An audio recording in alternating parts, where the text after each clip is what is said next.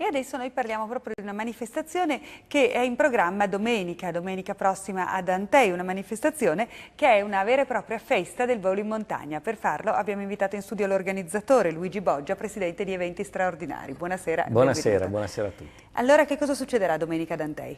Domenica ad Antei ci saranno tante belle cose da vedere, bisognerà stare un po' con il naso per aria perché avremo tutte le specialità che si possono praticare in montagna parlando di volo libero, a partire dal parapendio, al paramotore, avremo aeromodelli di ogni tipo, aquiloni, che avremo il campione italiano di aquiloni acrobatici, avremo elicotteri e quindi tutto quello che vola e che è adatto al volo nella nostra splendida regione lo potremo vedere tutto in una giornata. Tutto in una giornata, ma non ci sarà solo volo, ci saranno anche eventi collaterali. Sì, ci saranno eventi collaterali perché abbiamo voluto invitare anche altri sport che normalmente non si vedono all'aria aperta, per esempio lo spinning, ci saranno anche attività per i bambini, abbiamo voluto dedicare uno spazio ai più piccoli e quindi cerchiamo di appassionarli al volo già da piccolini, però gli abbiamo creato delle cose apposta per loro, quindi portateli perché ci sarà da divertirsi. Ecco. Questa manifestazione è un po' una sorta di numero zero.